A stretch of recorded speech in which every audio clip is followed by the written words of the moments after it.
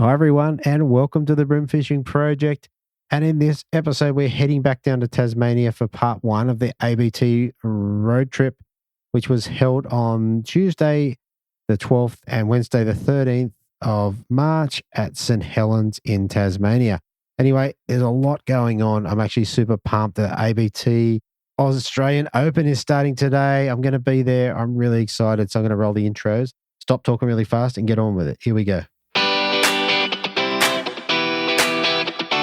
Welcome to the Bream Fishing Project. This is where you need to be every Tuesday to find out all the latest tips and tricks to help you target bream on lures. You'll get to hear from some of Australia's elite bream competition anglers and see how they were able to achieve their results in competitions around the country.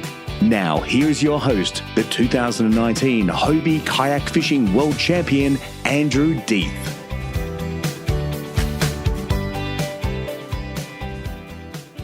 All right, so there's a bunch of things I want to get through about this episode and things that are coming up. I want to talk a little bit about the tournament shirts I've got on offer, the Australian Open, which is happening now. We've got the Vic Bream Classic out of Glenelg. We've got Hobies at Woy Woy. There's heaps of stuff going on.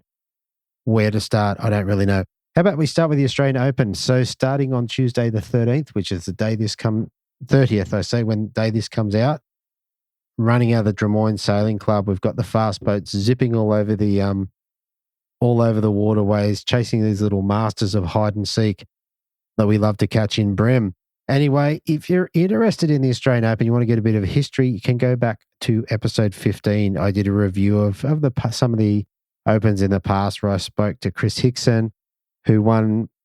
Steve Morgan's won a couple of events, and I also spoke to Scott Towner. So all of those guys, absolute legends of the sports and guys that I look up to.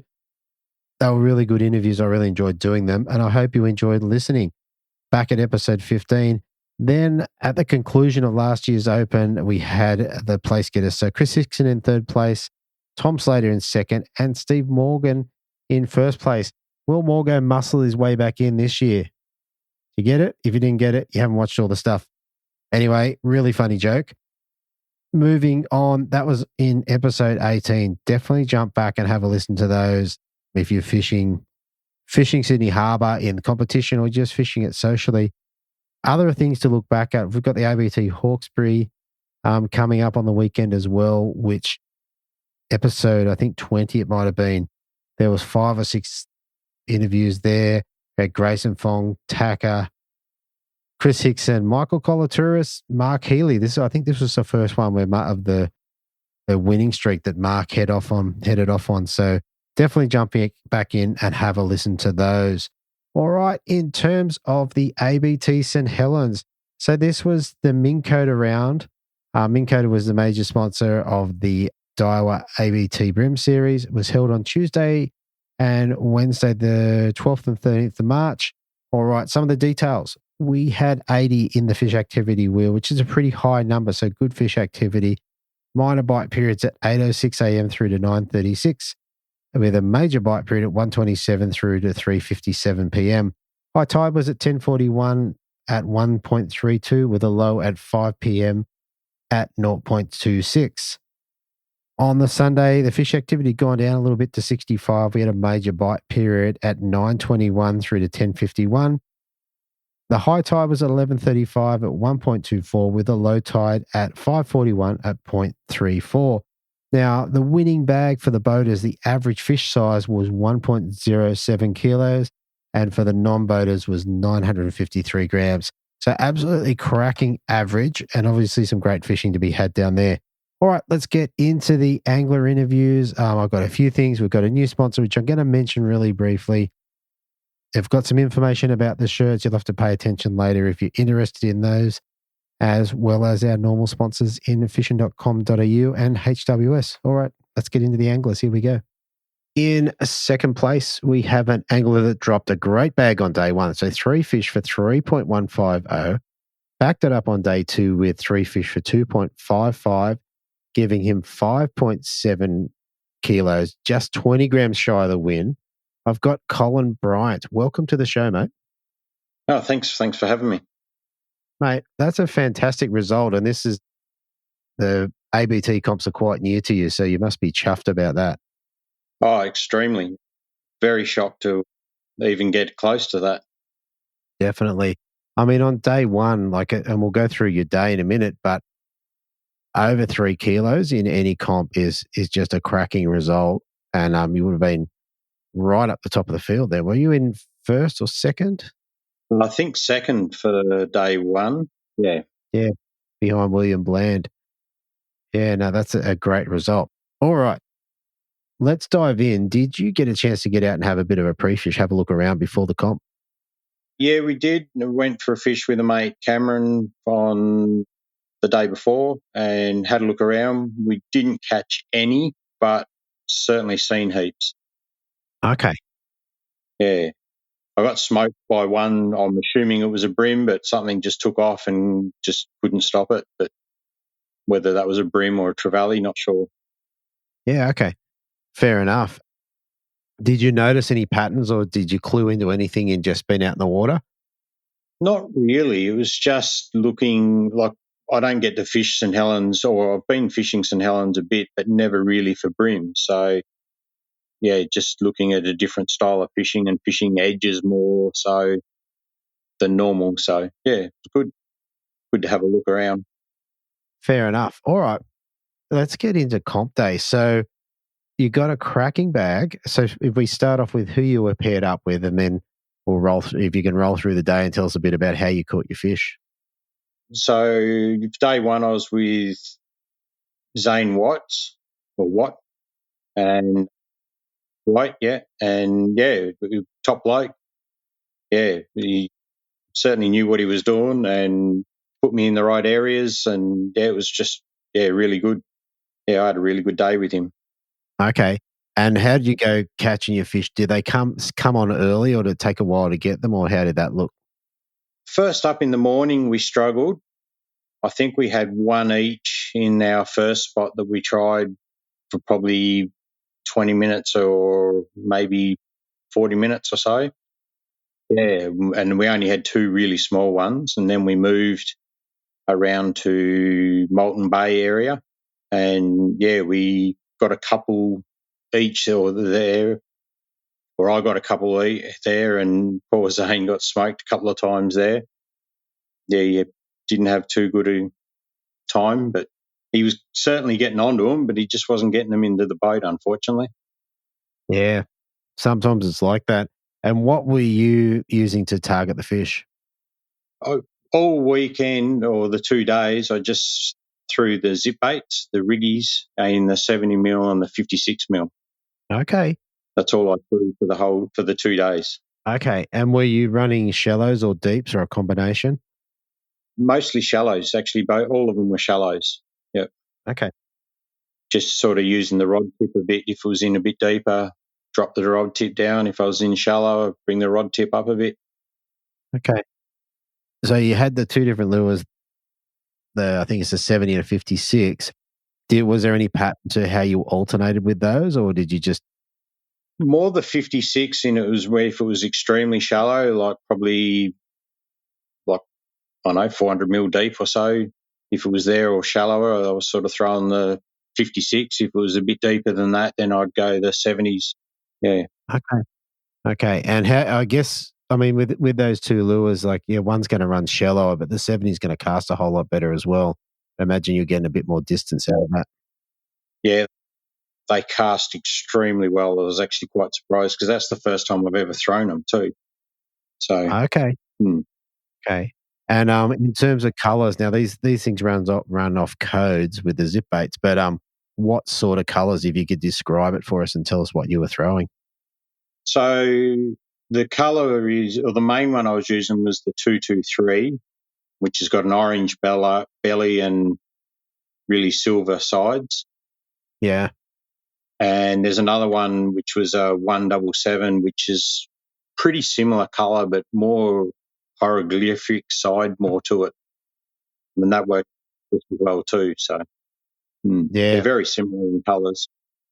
Yeah, I was going to say, I pulled that up on the screen, and the top of the 177 looks like it's got a bit of a purpley haze to it, maybe, or a pinky purple. Yeah, probably, yes. Yeah. Yeah. Okay. All right. And in terms of, so you had, over 3 kilos, so you must have had a couple of decent fish. How did those come throughout the day? Would you get them early, or was it just, how did that look? Oh, it was sort of, there'd be bite windows really, and both of us, Zane and I, we'd be getting both hits or not at all sort of thing. And then we'd have quiet periods, and then we'd either move or that, or we'd get into whether it was a schools or, we just every now and then we'd get into them, and then they'd sort of cool off for a while. But most of the day we were catching them. We weren't going too long without getting a fish either on or to the boat. Well, there you go. And was Zane using the same lures pretty much? He used a lot of different stuff similar to what I was using, soft plastics, and he was getting bites on nearly all of them. Yeah. Yeah. Okay. And one more thing, like in terms of retrieving, were you pausing, or was it a slow roll, or how did that look? Bit of a mixture, but they were pretty aggressive. Like once they hit, they pretty well stayed hit. Like it wasn't very often you actually just got a touch, or sometimes you just feel in a lot of times with the black brim, you just feel a little touch, and then you sort of wait for them to grab it. Whereas most of the time they just hit them hard, I found. Yeah, okay. Because we haven't talked before, I don't know, but do you run scent at all, or do you just straight out of the box? Straight out of the box. I didn't put any scent on them at all. Well, there you go. And I guess the last thing with this first day is, were your fish all about that sort of 1 kilo mark, or did you have any standout fish in there? No, they were all pretty close. Like I was actually pulling them out, and Zane had one of the scales that you can balance on either side, and was pulling fish out and literally hanging them on that. And it was like very slightly, one would be slightly heavier than the other, but you look at them both and go, not really. So they all pretty well would be pretty close to each other, the whole lot. Yeah, that's interesting. So they're all just over that kilo. Yeah. It was a good day for me. Yeah. One Definitely, of the best mate. day I've had. Yeah. And you would have come back into the weigh, and you must have been just bursting with excitement, coming in with such a good bag and being at the top of the field. Well, I didn't really know because I'm new to this kind of competition fishing. So to me, I wasn't real sure. I was just like, oh, yeah, I've got a bag. I was happy I had my 3 fish. Yeah. And then to catch upgrade several times and go in and then turn around and be in second place on the first day, it was just a shock. I couldn't believe it. Yeah, no, that's crazy good. All right, let's move into day 2. So who did you get paired up with? Tell us a bit about how day 2 played out for you. So I ended up day 2 with Shane Ling. He was the one that recommended the zip baits to me on the Friday before the comp. Yeah, and he just schooled me in brim fishing all day. So I had a complete opposite day to day 1, where I was catching fish most of the day, to day 2.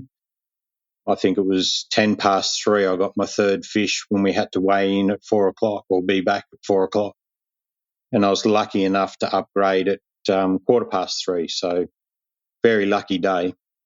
Right. Okay. So you got 4 legals for the day, and you upgraded, with, what did we say, about 45, 50 minutes to go. Yeah. And you only lost by 20 grams. Yeah. Yeah. Wow. Just unbelievable weekend.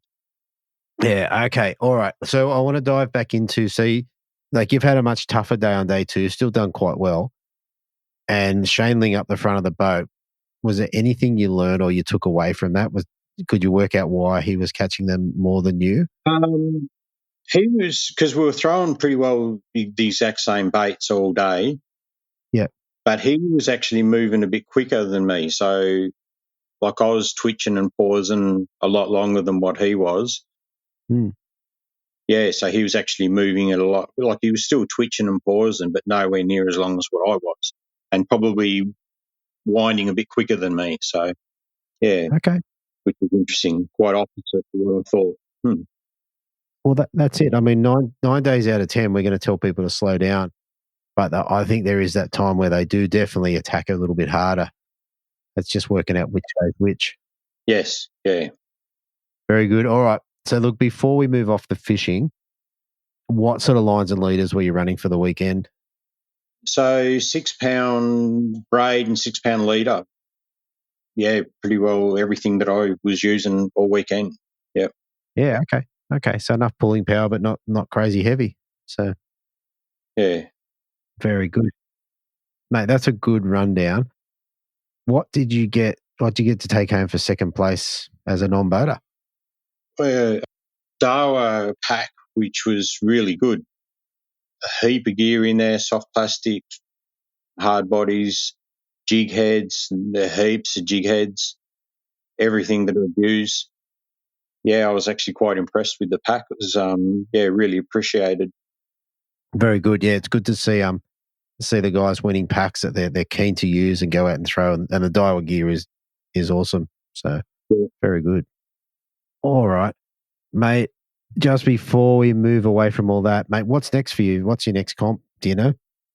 We've actually got a comp coming up, not this weekend coming, but next, the 21st of April, for the yak hunters. Okay. In the Tasmanian round, we've got and it's Bream is our target species for this round. That's Scamander. So, yeah, looking forward to that. Definitely. Well, it's one to keep an eye on. All right, very good. Mate, one more thing before we head off. Is there anyone you want to give a shout out to or say thank you to? Yeah, everyone at the ABT, Steve Morgo and that organise it. What a great comp. Fantastic to be able to join. All the boaters that allow us non-boaters to go on their boats, it's definitely an experience. The guys that I had were Zane and Shane, fantastic guys. And then when I went to the Derwent and done the same there, Stephen, sorry if I get your name wrong, was it Lambaziski or something? Sango? Lamsakiakis or something like that. I'm not sure. I'll have a look. Sorry, mate, if I got your name wrong. But, yeah, what a top guy. Yeah, apologies. Yeah, I had a ball with him and bloody fast boat. Yeah. Okay. Yeah. Fair enough. That pin your ears back, did it? Yeah, and then Mike Sutcliffe on the other day at the Derwent. Yeah, what a champion bloke he was too. Yeah, had a ball. Such great people that you meet in these comps. Yeah, and then you've got to shout out to the Hobie guys, Chris and Daryl, coming down and joining the ABT and, making an experience to come down to make these things happen. So definitely. Yeah, that's a big shout out to. And obviously yourself for doing these sorts of things as well, like keeping us guys, especially amateurs, in the loop and learning things. It is appreciated. Yeah. Thank you for that, mate. And mate, congratulations on coming second. As someone that's quite new to it, that's an outstanding achievement, and mate, you should be pretty happy. Yep. Yeah, thank you. Much appreciated. Well, there you go. All right, mate, we're going to leave it there. Thank you so much. And mate, maybe we'll get to talk to you after the next one. All right. Thank you. Thanks, mate. Okay, so fishing.com.au, your one-stop bream lure and tackle shop. Pick up the latest tackle, including Muscle Vibes, Cranker Crabs, OSP Bent Minnows, Z-Man Plastics, Eco Gear Lures, and Daiwa Rods, Reels, and Tackle. Same-day shipping. Shop where the world champion, the Australian champion, and the current ABT champion shops. Fishing.com.au, online or in-store at shop 18/29 Kiora Road, Miranda. All right, so a couple of things. What I want to say is, in doing the interviews, I've done a bunch of interviews for shows leading up. There is one lure, actually there's a few, but this is one I'm going to talk about today that keeps popping up across the country in lots of different situations, and I think you need to pay attention if you haven't done. That's the Hurricane Sprat 75. So totally not sponsored by Hurricane at this point, but I do want to say that just they keep popping up. There's something about these lures. So if you're not using them, get yourself a couple of packets.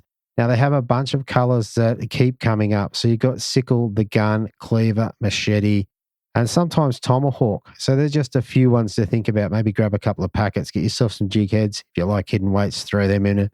If you like jig heads, throw them in them. I'm hearing people using both types of jig heads. So definitely jump on it, fishing.com.au.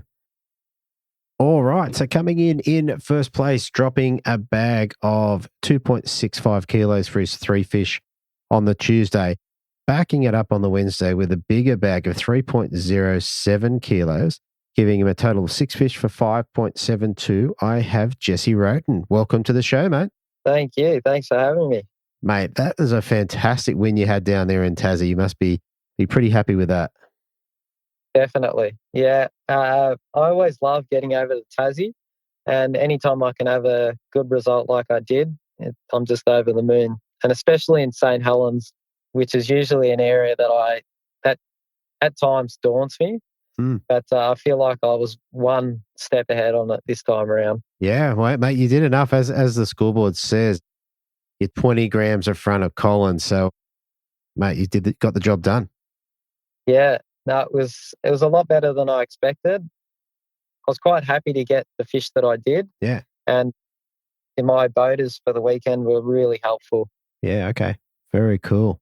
All right, let's back it up to your pre-fish. Now, I have it on good authority that you went out and had a bit of a fish with Mario. Yeah, we did. I usually pre-fish with Mario over there. Yeah. He pretty much makes the trip possible for me. So I always love getting out with him and sharing some knowledge together and having a good laugh out on the boat. Definitely. And in that pre-fish, did you work out anything that helped you on comp day? Mario actually probably done a bit better than I did. Usually I can pick up a few fish here and there, but I was probably pulling a lot of the bycatch out of the way from Mario. I was catching a lot of flathead and trevally, but I tried to pick up little things throughout the day, and we were sharing plenty of information. And from what I've seen from past experiences and speaking with other anglers and also with Mario, the fish were sort of up in the shallows and wanted a real subtle presentation. Sure. Okay. All right. Well, let's roll forward to the Tuesday morning, so comp day. Who'd you get paired up with and how'd your day go? So I was paired up with a fellow Victorian by the name of Tony Kerwin. He's a really nice bloke. We headed out in the morning and we fished some flats not far from the actual main town. The tide was a little bit lower than we kind of wanted, but we just sort of lingered in that area and tried to find some deeper spots before the tide started pushing in. Tony positioned the boat on the edge of a sandbar where it just sort of dropped off into some slightly deeper weed, and put the power pole down. We started fanning some casts around. I was lucky enough to get, I think, 2 fish straight up. Then a couple of casts later, got the 3rd fish, and Tony picked off a couple of fish too.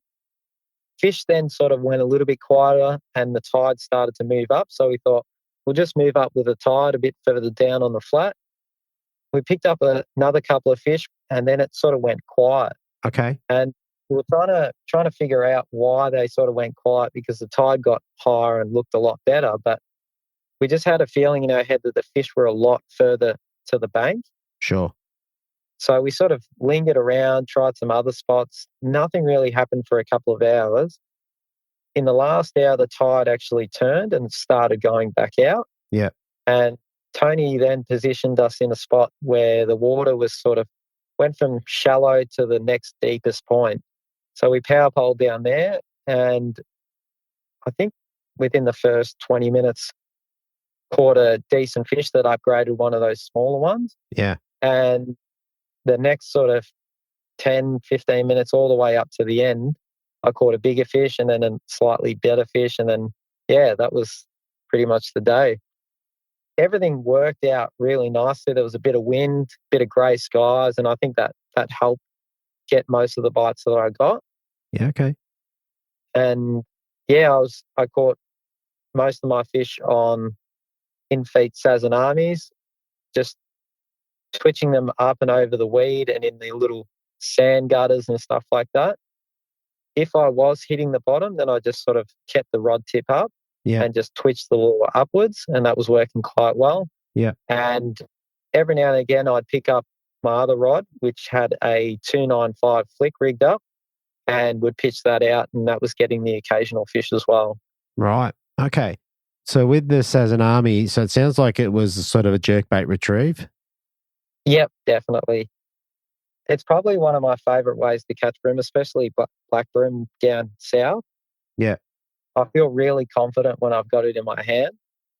And all I sort of did, and like I was saying before, is if I was in an area where it was a bit shallower, or I just thought I'll just keep the rod tip up and twitch the lure upwards. Same sort of retrieve, but just different rod direction. Yeah. And that sort of got most of the bites. Right. Okay. And how did you find the bite? Were they aggressive, or was it a subtle tap, or how'd that feel? Do you have a memory? It was quite strange. Like every time I go for bream, they bite differently. Some days they just crunch it down, and other days they're just real timid. That day, or probably the 2 days I fished over there, the fish almost hit it like it was a soft plastic. They just ticked at it. Yeah. And then I would sort of slowly lean into them or hook them like you would on a plastic. It was really odd. But it was almost like they grabbed them and stopped. They didn't run off. They just sort of grabbed them and held onto them. And it was good because it gave me a bit of a head start, and I could sort of wind them in. Yeah. But it was a strange bite. Okay. So for the comp day, did you just have the 2 rods with you?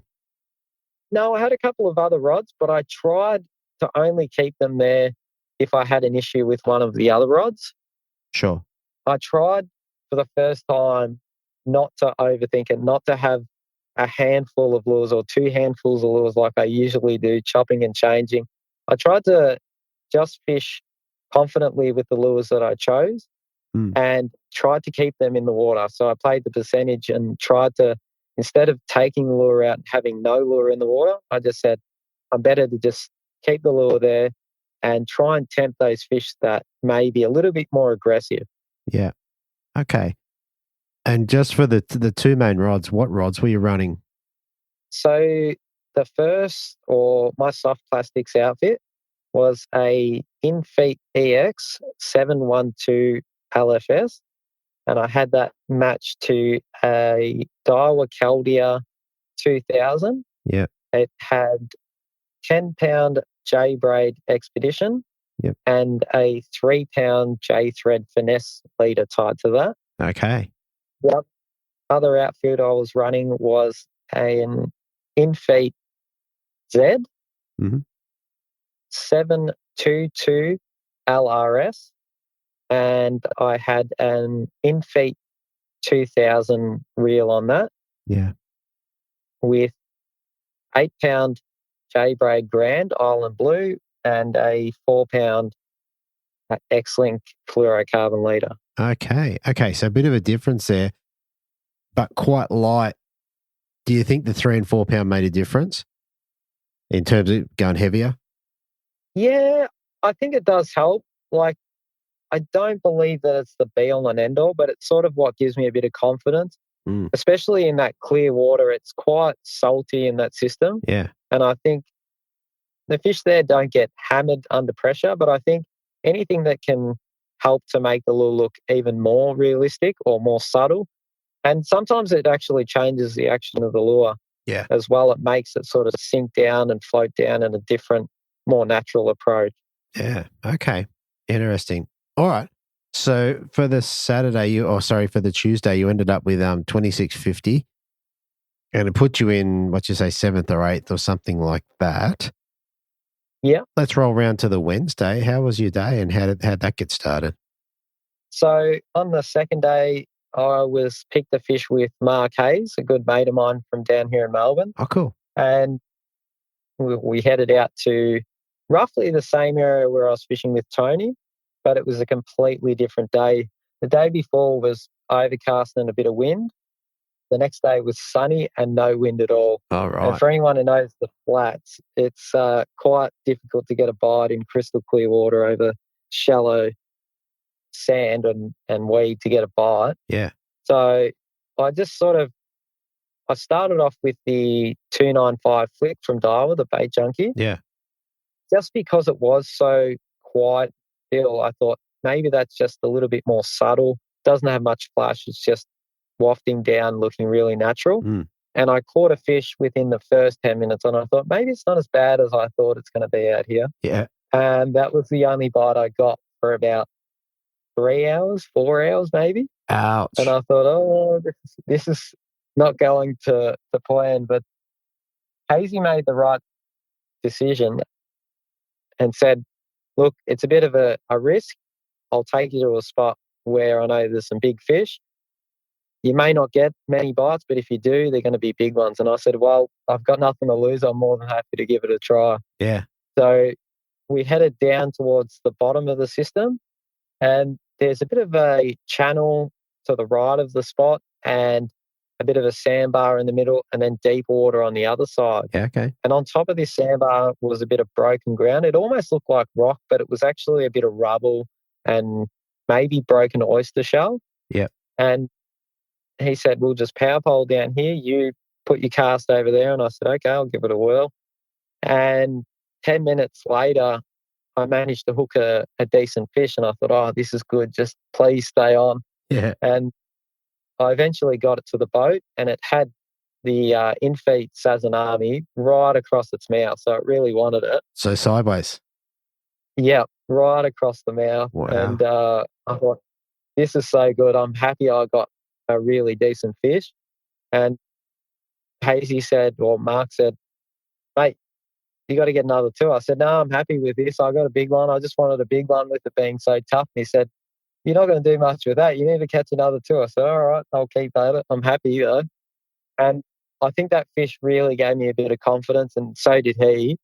And I think maybe the next 20 minutes, I got another fish on the in-feet sazanami, and this time it actually swallowed the lure. It just had pretty much the head and the bib sticking out of its mouth. Wow. And it pretty much crunched down on it. There's teeth marks in it, and the lure's actually got a bit of a crack in it too. Oh, nice. But it was good. And sort of after those two fish, it just gave me a bit more confidence. I just stuck it out. Yeah. And the tide started actually going out a little bit quicker than we expected. Sure.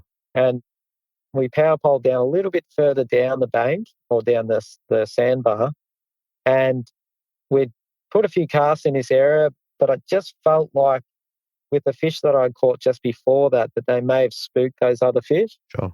So I thought, oh, maybe they've seen the lure a bit too much. I'll swap over to the bait junkie 295 flick and cast the lure out, let it sink down. I thought that should be just about over the weed and the sand.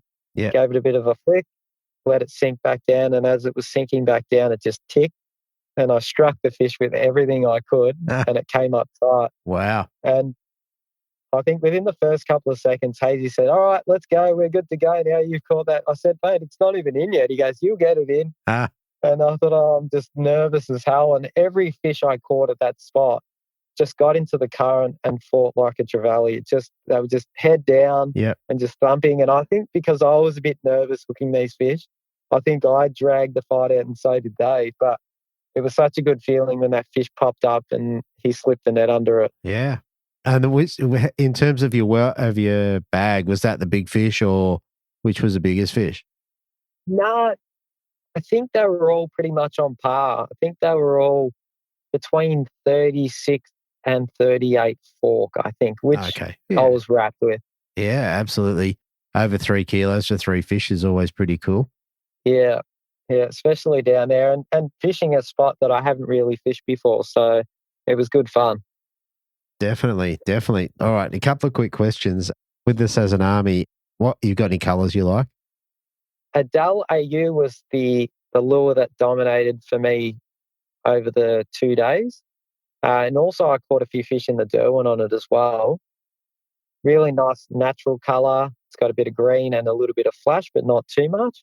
And those lures are quite good on the cast too. They've got the gravity oscillating system inside of them, so the sliding magnet. Oh, yeah. And that helped get long casts, especially when the water or the conditions were quite calm. really help get long calves. Yeah. And it's silent too. So Okay. I think made a bit of a difference, especially in that crystal clear water. The other lure that worked quite well was the Bait Junkie 295 flick. And I used it in a couple of colours, but the olive oil colour definitely stood out for me throughout the 2 days. Right. And I think you said earlier it was on a light jig head. So do you know what you were running in that? So I pretty much run it on a 128 ounce hidden weight jig head. Yep. I did alternate. On the first day, I did have some rigged up a little bit heavier on 120th, and that really helped when the wind was up. It was slow fishing. The wind was sort of dragging the line at times, but I still felt like it wasn't wanting to bury into the weed, and it was looking real natural, just hovering over the weed. Sure. And that worked quite well. And then on the second day, I probably done a bit better with the 128 because it was so calm and a bit shallower. Yeah. Yeah. Okay. So it's probably a random question. So with the flicks, do you sit at home and pre-rig them or do you rig them on the boat? I actually had a little bit of the stuff up. I actually usually take extra packets of each colour. Sure. Just in case they do have a good run. And I only had one packet of those lures. Right. So I rigged up what I could, and if I could save them from other fish or getting busted off or getting chewed up, I pretty much re-rigged those same lures back on. Yeah, okay. There was a little bit of super glue involved, but I got them back in and they were nice and straight. I always like to, if I have a lure like that I feel is going to give me the most confidence, yeah, I always like to have a few of them rigged up, especially if you can save a bit of time out on the water. Exactly. And they're a kind of a skinny lure. You've got to rig them nicely to have them sit right. So sitting at home's probably easier. Definitely. Yeah, you get a little bit of water on your hands or a little bit of sunscreen or whatever, and it gets even harder again, or your hands get cold. And it makes it even harder again. But I always like to rig a few up. Even with hard bodies as well, with the jerk baits, I always like to have a couple of those colours ready so that I'm not having to dig into the bottom of the box to try and find them and find out that it has no hooks on it or they're rusty or broken or whatever. So anything that can save me a bit of time out on the water, I try and do. I try not to get too carried away, and this is a prime example of it.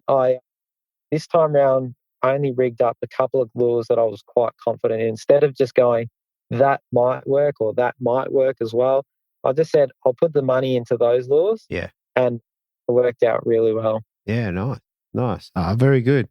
All right, mate. Well, that's a great rundown. For first place as a non-boater, what did you get to take home? I got to take home a Daiwa prize pack, which was full of all these goodies in hard bodies, some morsos and armies, some kadachis, and a whole range of other Bait Junkie and Daiwa products. So that was good fun. Yeah. I always enjoy doing the event, and it's more, the prizes are really good. I really like that. But to me, if I can figure out the brim, the prizes they come second. Sure. In a way. Anytime I can sort of knuckle them out, I never have them worked out, but knuckled out on those sessions, I'm really happy. Yeah. So to phrase that another way, you're saying if you go out and you learn something, then that's a win for you. Yeah. Yeah. If there's one thing I've learned, and fishing with some really good guys who have helped me over the years, it's just being happy to be out on the water and try and learn something. Even if you haven't had a good day or you've lost the fish, don't overthink it, but just try and think, maybe was there something I could have done, or can I do that better next time? And that's what I was saying a little bit earlier.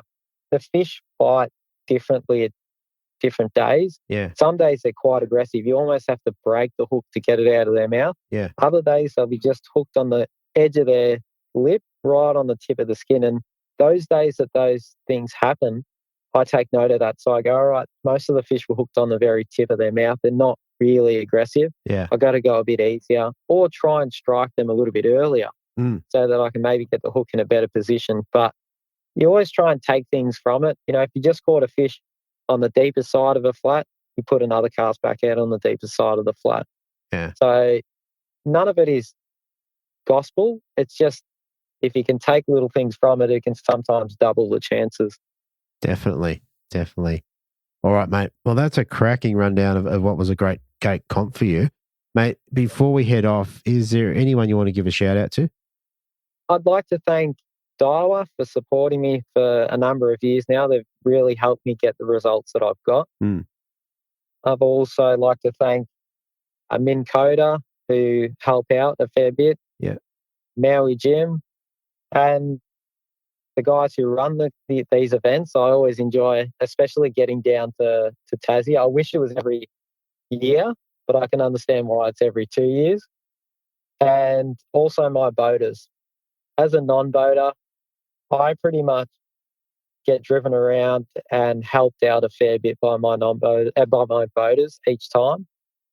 And if it wasn't for the decisions that those guys made, I probably wouldn't have had the result that I had. So I appreciate their support and their help throughout the event. Yeah. And can't wait to go and fish another one. Exactly, mate. Well, that is fantastic. And we spoke before, you're going to fish the Oz Open. So good luck in that. And yeah, hopefully you get a nice result there. Yeah, fingers crossed. I always love heading up that way. And if I can get a nice result there and I'll also be fishing the Hawkesbury, then I'll be wrapped. Yeah. And so in the Hawkesbury, you're going to fish boater or non-boater? As a boater. Okay. Well, there you go. Well, you might have a decision to make at the end of the year of which part of the final to enter into. Yeah, let's see how we go. Fingers crossed. Fair enough. All right, Jesse, mate. It was great to talk to you. Thanks for coming on, and I'll see you at the Open. Thank you very much. If you're in the market for a new fishing kayak or looking to make some upgrades to your existing kayak or possibly looking at kayak fishing tournaments, then HWS is the place to go. They have a full range of Hobie kayaks, stock the latest kayak accessories, and are really dialed in when it comes to the best kayak fishing setup for the casual fisher and tournament angler. hws.com.au, online or in store at shop 3/638 Pacific Highway, Belmont. Free delivery on Hobie kayaks across all of Greater Sydney, Central Coast and Hunter. They'll also ship parts. If you need any bits and pieces, jump on there and they'll just mail them out to you. How good is that? What I want to talk to you about today is the Hobie 360 XR. So I've been fishing out of the 12 model list for a couple of months now, maybe 10 weeks. And I really love it. Like I love my first one, my first 360. Just being able to thrust in any direction is a game changer in terms of fishing structure, even fishing flats where you want to keep your kayak straight. I don't think there's a better kayak out there that will do that for you. In any case, James has got access to those. So if you're interested in getting into the pinnacle, the flagship of the Hobie fleet, the Hobie 360 degree XR, then yeah, jump online, hws.com.au, or give them a call and get James to run you through it, maybe put you on the water in one and see what you think. All right, so coming in third place in the boater division on the Tuesday, he dropped 5 fish for 5.18 kilos, backed it up on the Wednesday with 5 fish for 4.93, giving him a total of just over 10 kilos at 10.110. I have Peter Brukel. Welcome back, mate. Yeah, cheers. Good to be back. Mate, we were just talking before we hit record, mate. You had a cracking Tasmanian tour. I think out of everyone, you kind of had the best results in terms of being right up the pointy end. You must be cheering. Yeah, it was a pretty good. The last day was a few beers involved. Fair enough. Yeah, it was pretty exciting. Yeah, mate. It's hard to, they're obviously very hard to win any of these comps, but even being consistently up the top is very hard. And it seems like you've done well in the last few. So, yeah, it's just learning about staying put and just thinking out of the square a bit more. Yeah, I don't know. I just went fishing and don't put any pressure on myself. And just keep going. I want that top 10 and just keep plotting away. Well, that's it. That's it. For a lot of people, the top 10 is the goal. And mate, you hit it on all the comps, which is, I still think, is really good. Yeah, and all the guys at Tassie's are especially with the kayaks, are, the top of the notch. We're only there. Yeah. So, you got some pretty good competition. And in the boats, there's some gun fishermen there, some absolute guns that were there. Oh, exactly. Yeah, like Mario Vickers, I've always wanted to, it was sort of, we've been having a joke about it. I call him Djokovic now. Right. Yeah, because he wears these nice little runners. Yeah, fair enough.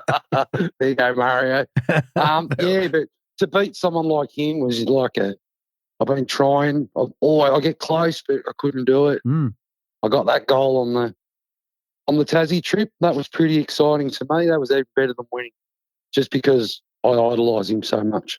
Yeah, no, a phenomenal angler and a great bloke, and on this podcast. How good's that? So yeah, that's it.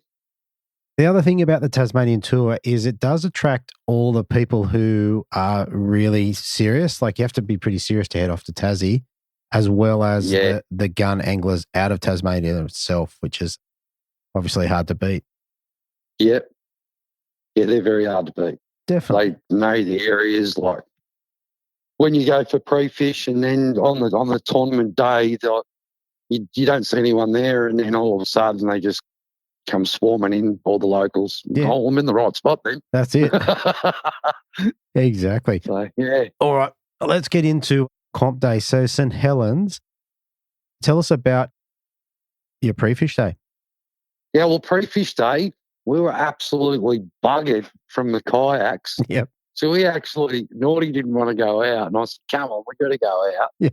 So we launched the boat about 10 o'clock because we were exhausted. And I said, Naughty, just jump in my boat. We'll just drive around.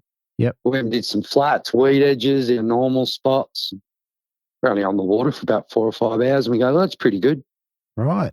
Well, that'll do, and see what we do Saturday morning. I said, well, I got about 15 spots to go to, so yeah. Okay. Yeah, so that was it. So we pre-fished together, which spun a fair few people out.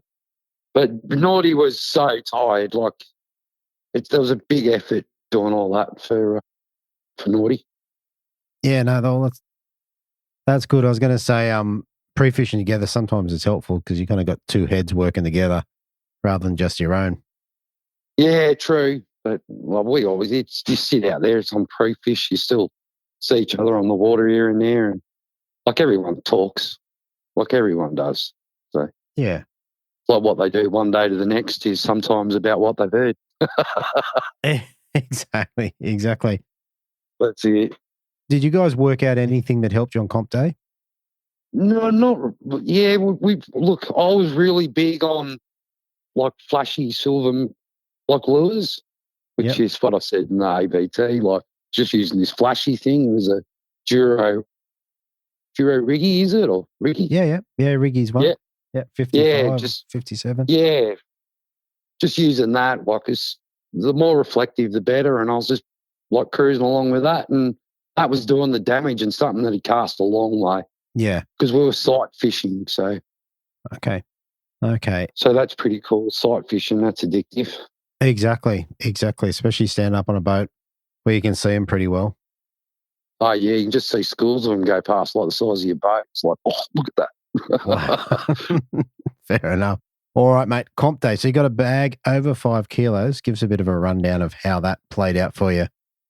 Well, we sort of struggled in the morning. Right. I had 4 small fish, I don't know, by about 10 o'clock. And then the high tide come. And then, we're just smacking them after that. Okay.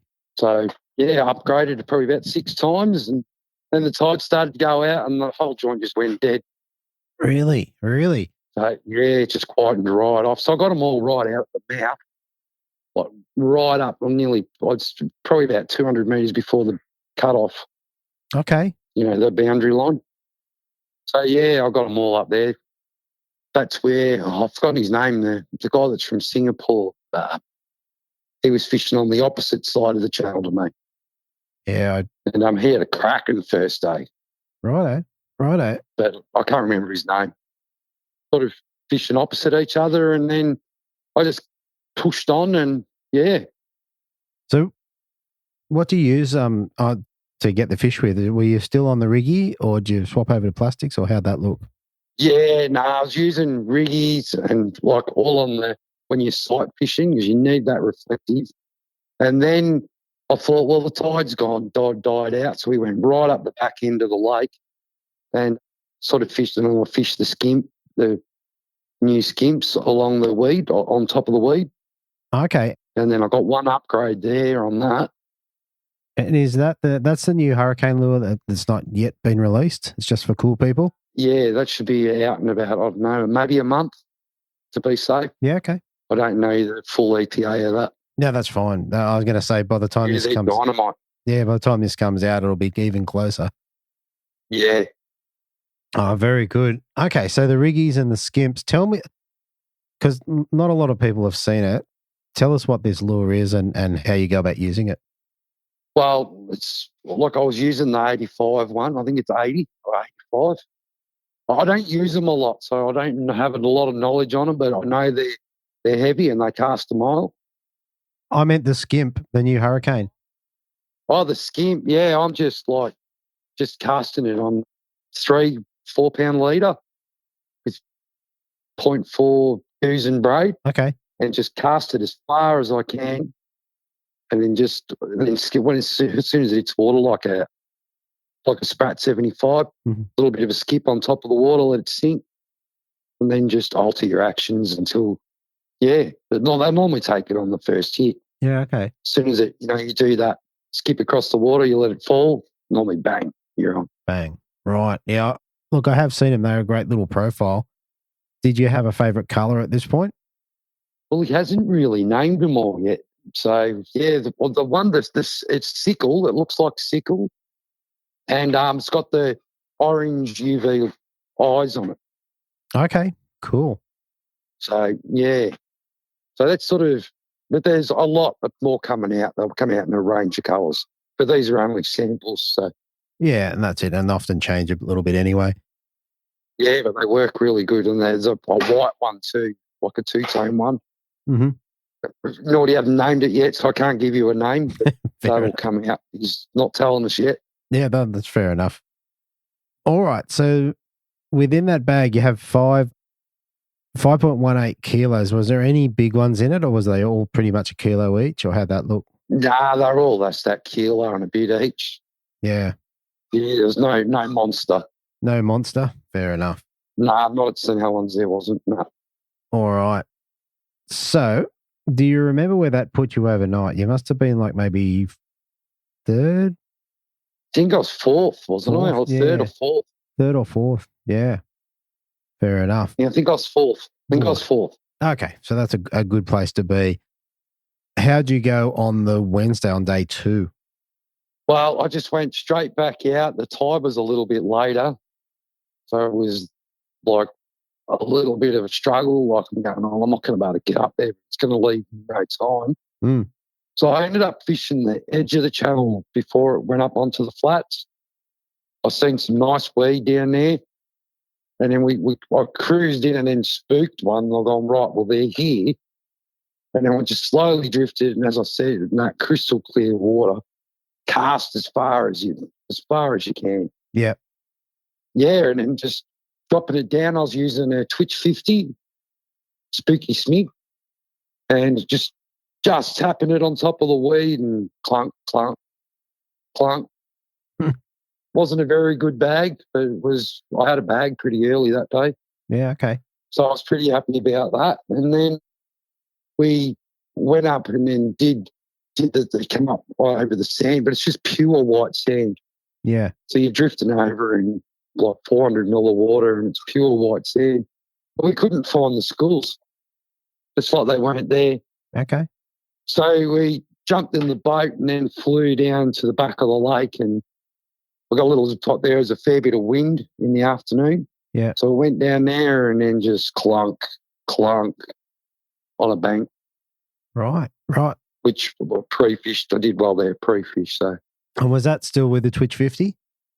Yeah, I used the skimp there and the shallow Twitch 50. Okay. All in that spooky smig. That's like a silver. I'll have to look that one up. I'm not familiar. Yeah, that's a ripper up in Tassie. It's a ripper. So with the Twitch 50, were you twitching it or were you just slow rolling it? No, sort of twitching it, just give it the slightest, like tiniest little twitches. You just feel it tap the weed and then stop. Yeah. And with the shallow Twitch 50, it floats. quite rapidly. So you sort of like hit the weed, let it float up, hit the weed, float it, just so enough so you're not hooking it. Yeah. And it was worked a treat. Very good. Very good. With the two main lures, we had three, I guess. You had the Twitch 50 and the Riggy and the Skimp. Yeah. What sort of lures were you running? Lines and leaders were you running?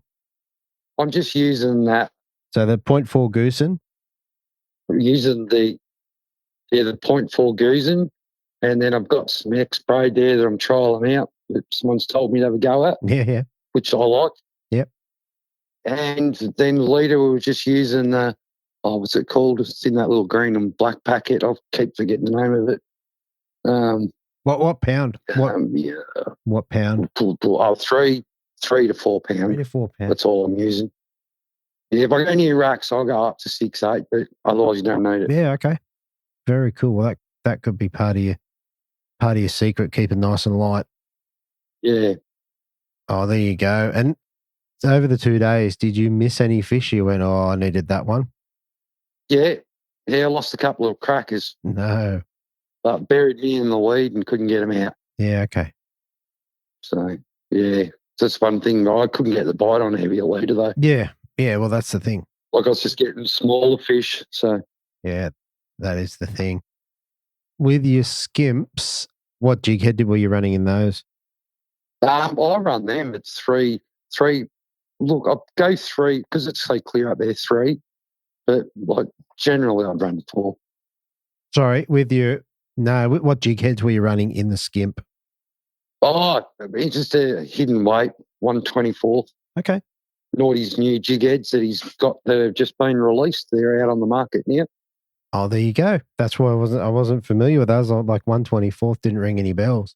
Yeah, nah. So here's a new one. It's got a bit more ripply lead on it. You don't have to glue it. It sort of sticks on the plastic better. Okay. Very cool. Yeah. Very cool. So I've been doing that. And how long have you been trialing them? Have you guys had that? I think about a month, 2 months we've all been trialing. Yeah, nice. Trialing that. Yeah, but no, they're really good. They're really good. I'd lock up from 1/24 down I love, but I don't like hidden weight 1/16. I don't reckon it works very well. Sure. So then I just go jig head, like normal standard jig head. Yeah. Sounds fair to me. All right, mate. I reckon that's a good rundown of the fishing at St. Helens. Mate, what did you get to take home for third place? You remember? I can't remember the prize money. My missus just took it all off me. Fair enough. That's all right, mate. It's not that big a deal. Yeah, no, that's it. I got a badge, number 3 on it. That's all I'm after. Exactly. Have one of them. Exactly. All right, mate. Before we head off from St. Helens, mate, is there anyone you want to give a shout out to?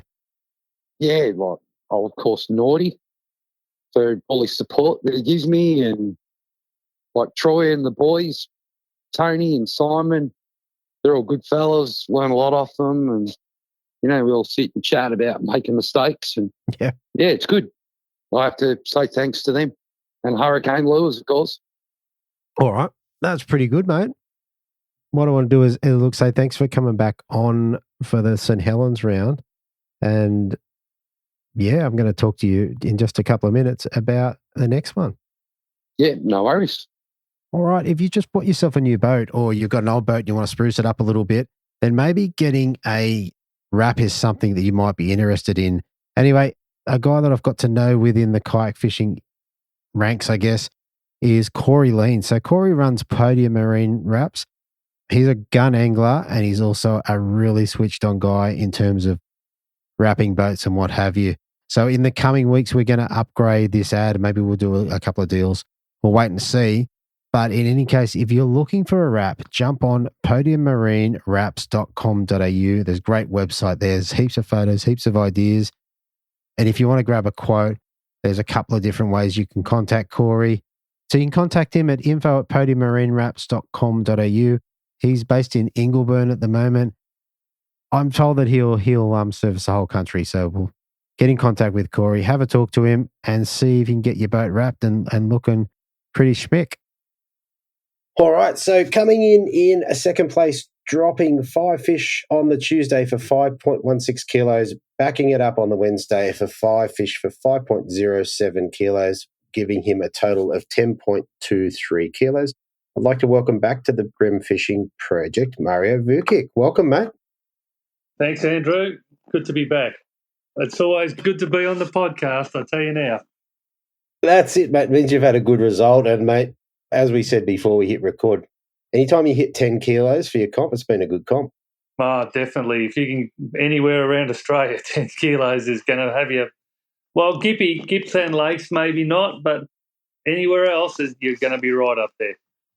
Exactly. And, mate, your bag's obviously super consistent over the 2 days, and I'm not too far off Grant in the end anyway. No, I think he caught like one on the last day that was like 1.5 something, that one big bream. And without that, if that was even a kilo fish, I would have been pretty close.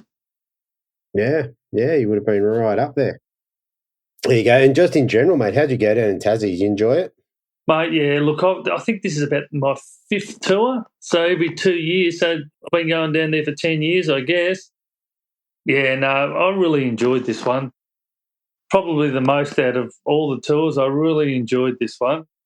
The Derwent was a bit different for me. I fished a bit different, but St Helens, I just love that place, and it fished so well. I mean, probably fished better than the Derwent, to be honest. Right. Okay. Do you think, having spent, you've done a few tours down there, you've hung around for the guys, do you think it gets better the longer you kind of hang around? Yeah, definitely does. I mean, once you start getting a bit of familiarity with a system, you start to be able to have some sort of confidence, and then you just go out fishing for fun, not fishing for luck. You know, when you go to these new places, Andrew, and you sort of you fish for luck a lot of these times, don't you? You pull up and go, well, that looks good. I don't know if it is good, but it looks good. So, yeah. Yeah. No, it was good. Yeah, very good. All right, mate, let's start with the pre-fish. Did you get a chance to get out there and crack a couple? Yeah, I did. My travelling partners, we travel sort of a group of 5 or 6 of us, and one of the guys is Jesse Rotin, and I made sure I grabbed Jesse because Jesse he's good at everything. And at St Helens, there's many ways to skin a cat. So I said, Jesse, you're coming with me.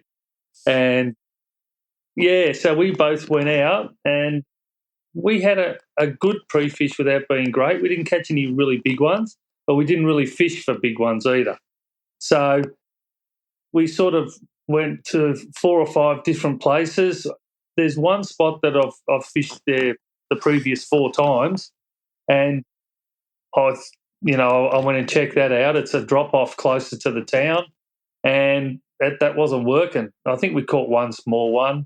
And then we fished some flats a little bit further closer to sort of the middle of the system, and Jesse banged off a nice one on a Sazanami hard body. I was fishing sort of plastics. Oh, yeah, we're only sort of in like a couple of foot of water next to some sort of racks. So I didn't really think about fishing racks at all, to be honest. I was going to go, no, I don't want to really fish racks, only because I haven't really done much of it. But so we didn't really do that. And then we fished another couple of spots, and then we fished sort of some flats closer to the mouth. And we'd fished there before a couple of years ago, and we'd sort of caught one nice one, like kilo plus fish. And we went there and we were just sort of drifting around on the flats as you do, and it's quite tidal there because the tide really pumps through, even on the flats. Even when you're out of the channel, she pumps in Tassie. Okay. Yeah, it really goes. Yeah. And the water's crystal clear. It's like an aquarium there. So you can really see. If you keep your eyes out, you can see. And we came up to sort of 3/4 of the way along this flat, and we just started seeing fish dinner plating and flashing, and I said, I'm going to have a cast and see what goes. And I cast in and it went clunk, and this thing went crazy, and it was just a massive trevally, like a real big one. And I said, they're not all trevally. I said, Jesse, don't cast. Let's just leave them. I might come back here tomorrow and see if they're there, because it was an actual wolf pack of them. There was, maybe 15, and they looked pretty big. So I thought, yeah, the chances are I'll definitely have a crack at them tomorrow. And so then, yeah, we sort of worked our way back to the boat ramp, and that was the pre-fish. But we probably caught about, 10 legal fish without probably the biggest. Jesse caught the biggest, which is probably a kilo, but after that it dropped down to about 32, 33 fork. But we were happy. I mean, because sometimes it's hard to catch fish at St Helens a lot of the time. Sometimes, I think someone's won a comp down there with about 6 kilos for both days. So it's not always easy there. Wow. And in terms of lures and things, did you work anything out? Did you get yourself set for comp day? Yeah. I was fishing more like fork-tail minnows, like hurricane sprats, and I actually rotated through a few of them because I'm a big rap for the sprat, but it's a floating lure. So I thought, I'm going to try. So I tried the Daiwa flick. That's pretty good, and it's a bit smaller. Just something different, Andrew, just something different. And the old rusty firebait, Duro firebait. Fair enough. When I fish drop-offs or deeper water, I'll use a grub. But when I fish sort of flats, I'll work a hard body or more so a plastic. But if the plastic doesn't work, I'll fire out I think I had a flash minnow tied on as well, Lucky Craft. Yeah, so on the Tuesday, you end up with the 5 kilos, obviously. Tell us about your day. Well, it was sort of hard because it's so tidal, a lot of these flats are really, really shallow until you get to an hour each side of the top of the tide. So I knew I couldn't go to a lot of these spots that I caught fish at, so I thought, even though I didn't catch them on that drop-off, I'll go and fish that drop-off close to town where I've always had pretty good luck there. And I think I caught one legal there, and it was like a 30 forker. That was it. And I did it. I had to wait for about an hour just so a bit of water come on the flats. And then I went to my second spot where Jesse caught that nice one on a hard body, and there was already a couple of boats on it, so I knew I could get up there. So I was a little bit closer to the racks where everyone else was. Everyone else was sort of a bit, in the middle of the flats. I fished sort of 100 metres off the racks and it was the reason why no one was there is because it was quite shallow. So I actually ran aground a bit, but then the water just comes in real quick there. So within 10 minutes, I'm up and going, and I basically power poled down, started throwing the sprat around, and then picked up sort of another 4 fish. So I had me bag, but the biggest I had was like 32 fork. But hey, I had 5. I was happy. But I did see people on those flats catching them quite good. But they didn't look big, but everyone was catching them on that flat. So it was like about 3 hours in, and I've got a bag, and my non-boater had a bag too. And I thought, okay, all right, let's start working our way to the front. So I went up, working way up, and there's a place there called Stockyards, and I had a hit on the pre-fish, a good hit that I missed, and I was going to fish it, but my good mate Hazy, he fishes it a lot, and I said, nah, I won't fish it. Hazy can have it. And I kept going down the system on these flats closer to the mouth behind these racks, and I thought, there should be enough water on them. So I went up, and there was just enough, but I was bottoming out every now and then. And I thought, I'm just going to work my way on the rising tide closer into the spot where I saw that wolf pack. And because I marked it on my GPS, and I was just casting sprats in like a foot of water basically, all the way up to the spot, and there was nothing there. And I said, I'll give it another, 50 metres. And the wind started getting up, and it was starting to get a bit rough. And I thought I saw a flash. I thought, was that a fish? And I cast there and clunk straight on. And I said, righto, power pole down, fought the fish, and it was like 36 fork, so it was a kilo. Thought, beautiful, nice upgrade. And, mate, for the next hour and a half, or say for the next hour, I caught 5 like that. All the same, all about 36, doing exact same thing. Just casting it in a certain area, just keeping my eyes out just to see a little flash or something. And I thought, they can't still all be here, can they? They can't be here. Mate, they were there. And I just picked away at them. Every time I'd see one, I'd cast to it, and they ate it. Yeah. And so I had with about 2 hours to go, I had that weight. And I said, right, the tide had got to the top, and then it was draining out. I said, right, we better get out of here. And I tried to get out, and I am fully stuck. I'm in half a foot of water. I cannot move. Oh. And I tried to get out the same way I came in, so I'm in a bit of strife, to be honest.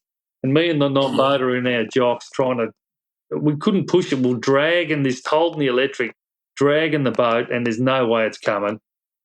So I rang Hazy, Mark Hayes. I said, Hazy, mate, are you getting them? He goes, no. I said, good, I need your help. I said, I've got a good bag. I'm not getting out of here. I might need you to sort of help pull me out or do something. Anyway, I was in a sort of a little obscure place, and he couldn't find me.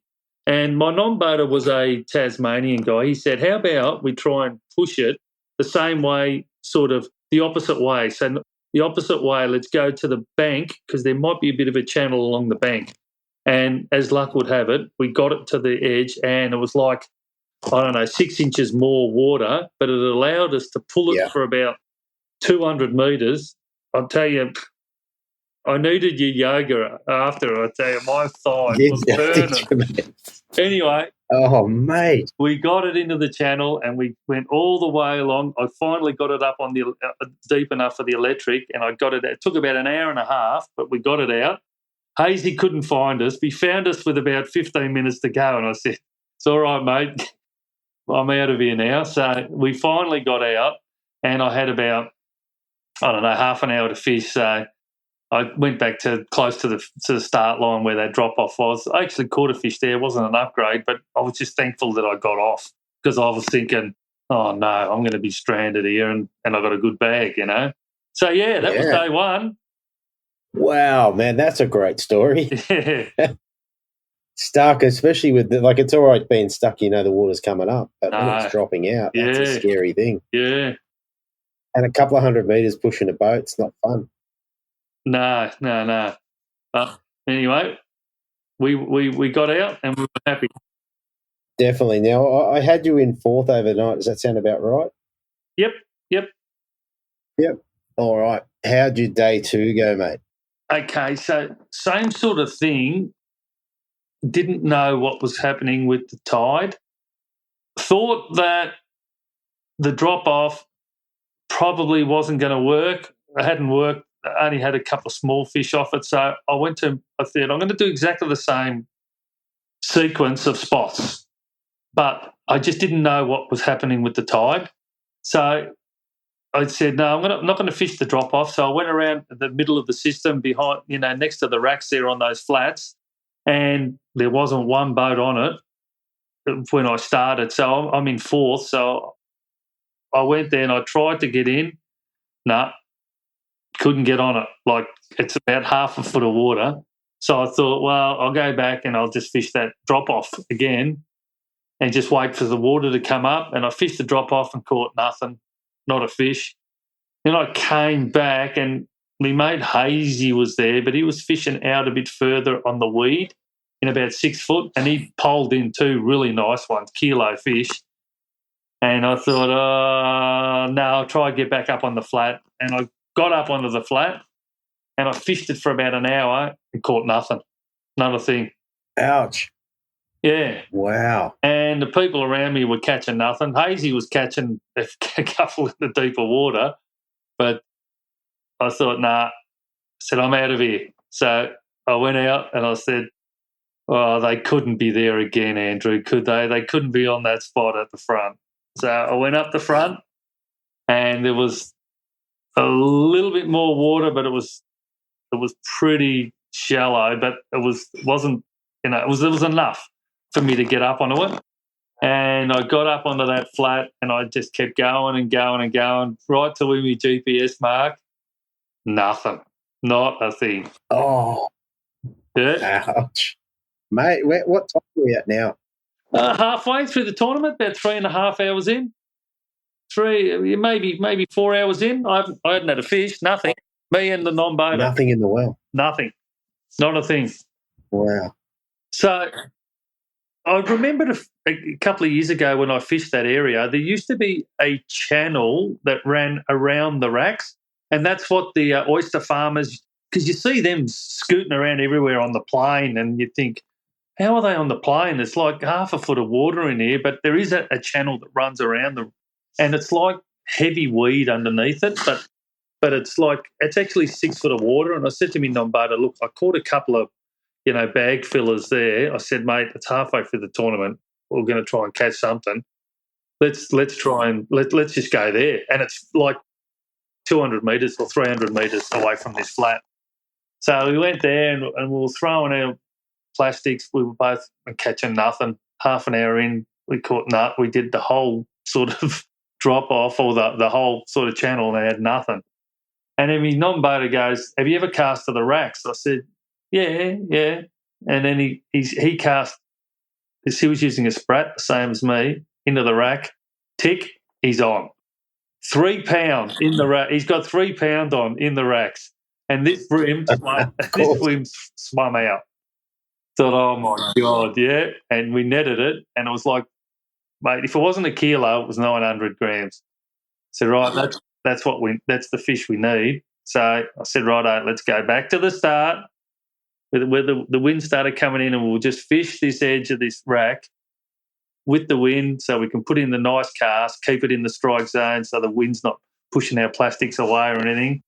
And within 5 minutes, I had a beauty on, because I was just fishing 4 pound on the flats, and I thought, he got it out on 3 pound, I'll use 4. Mate, it strayed under, around a couple of poles, and just sort of sat on the other side of the rack about 3 metres away, just looking at us. It was a good one too. And I was thinking, what am I going to do here? I can't pull it because it went around the pole. And in the end, I should have just tried to hand-line it in, but I couldn't reach over. And anyway, I busted it off. And then I went another, 5 minutes, and then I had another one on, and that just absolutely destroyed me. I said, nah, 4 pound, I can't fish 4 pound. But the good thing is, Andrew, is we were on fish for the first time today.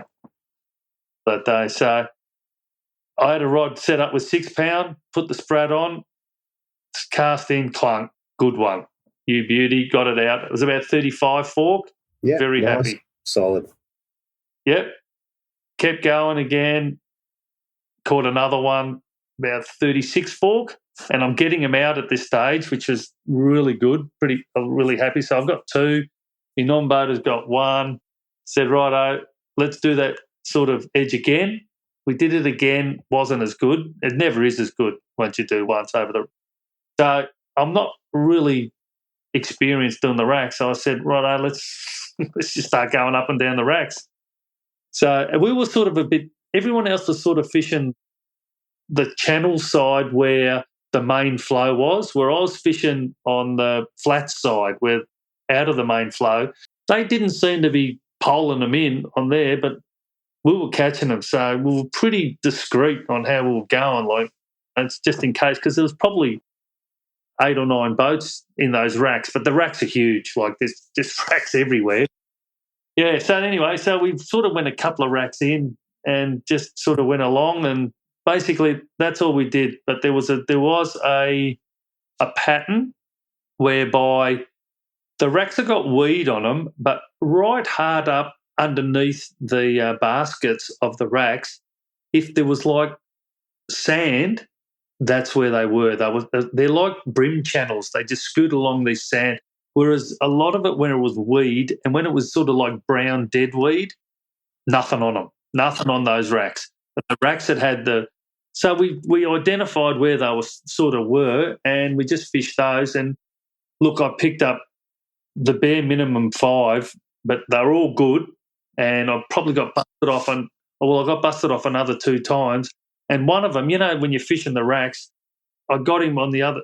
So on the left-hand rack, I got him out. I thought, this is the one I want. Like it was a real good one. Well, I don't know how big it was, but it could have been anything between 1.2 to 1.4, 1.5. I don't know. It was the best fish I'd hooked.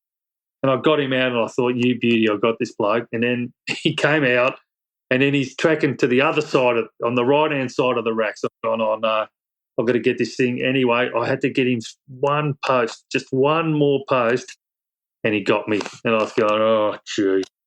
And that was about my 3rd or 4th fish. But that's what happens when you're inexperienced on the racks. And I probably should have used 8 pound instead of 6, so I could go a little bit harder on them. But, hey, I still weren't complaining. I've had me 5 good fish. They were a bit more, like I had them like between 35, but I think I had a 37 or a 38 in there, which sort of bumped it up again. I mean, like my non-boater had 2, and with about half an hour to go, I thought, I'm going okay here. I feel sorry for the guy that I was with. He's an actual friend of mine, Damien Daiwa. I said, come on, Damo, get up here. Let's get that last one. Mate, he got roasted 6 times in a row. And he broke a rod. He broke a rod in half. I'm going too hard. They're going hard on these things. So I tell you what, it was exhilarating fishing. I absolutely loved it. Wherever I go now in New South Wales, if there's racks, and pre-fish, I'm definitely going to have a few throws because, God, it's exciting fishing. It is, mate. It is. It's either you get them or they get you. Yeah, that was the day. Like, unfortunately, we had to go without me non-boater getting his 3rd fish. But, mate, I'd never done that before. I had a absolutely great day. I knew I was going to sort of stay in the top 5. But I also knew, seeing it was my 5th tour, that day 2 gets harder in St Helens, a lot harder. So I thought, I'm similar to yesterday. I reckon I might even jump up. Hopefully I jump up to 3rd or 2nd, and who knows? Who knows what could happen. But, just come in and I was absolutely wrapped. That's a great story. Both days you were quite eventful. You got stuck on the sand and then halfway through the session, no fish in 4th position. So from what you said, you got most of your fish on the sprat. Does that sound about right? That's about it, yeah. Look, I got most of them on the sprat. Definitely on day 2, got all of them on the sprat. Yeah. Day 1, I caught maybe 3 out of me bag on sprats, 1 on the Daiwa flick and 1 on the Duro firebait. Firebait, okay. And I think, and you have to correct me if I'm wrong, I think last time we spoke you were using the gun as the colour for the sprat. I used the gun on day 1, and on day 2 I used the gun, but because I was getting roasted so many times, I'd sort of run out of pre-rigged guns, so I used machete as well, and that worked good too. Yeah, machete worked as well. Well, I can't remember. What sort of jig heads are you putting in them? 1/20th hidden weight, size 1. Not too heavy, but not light also, not a 20th, because they actually float. So I find a 20th is fine. Even a 16th is fine too. Yeah, okay. But hidden weight, so they sort of sink horizontally. Yeah, cool. That's a very cool story. Like I said, very eventful on both days, but obviously with a good result. All right. I think that probably covers the fishing pretty well. Mate, we might move into the final part. Like, what did you get to take home for 3rd place? Do you remember? 2nd place. 2nd place. I beg your pardon.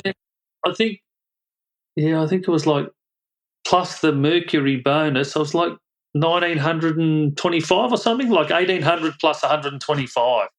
Yeah, nice. Good. Yeah, any pickup, it helps finance the trip. Exactly. Very good. And just before we kind of start to wrap up, where's your next one?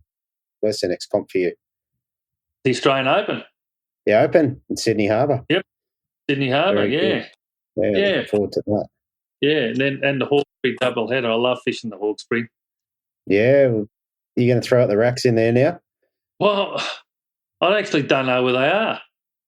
They're upstream somewhere, aren't they? Yeah, you'll have to, mate. Ring Michael Colatouris, he'll tell you. I don't reckon he will. Fair enough. But anyway, mate, I would tell you, but I couldn't direct you there. So nah, don't worry about it. I'll find them. But I'm sure you'll find them.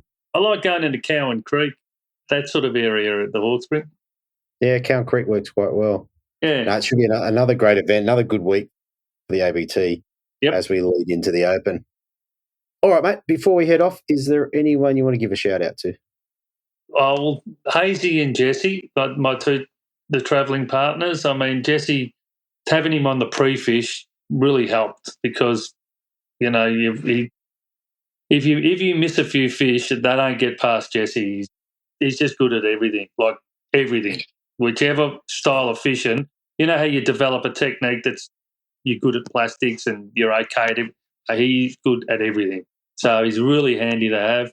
Hazy, he's just terrific. As soon as I rang him when I was stuck, mate, he was there. He was trying, unfortunately, up the front of the system, you haven't got really good phone reception, but I could see him zooming around looking for me, but he couldn't see me because I was tucked in behind the racks. But anyway, just thanks those two travelling guys, and Rob Warren is another guy that we travel with, and a couple of the non-boaters, Parko, John Parkinson, and those Gordon Pullen as well. Very good. Very good. All right, mate. Well, as usual, mate, it's a pleasure to talk to you. Congratulations. And, mate, we'll see what happens after Sydney. We'll see if we get to have a chat again. Oh, I hope so. You'll meet both, mate. All right, have a good night.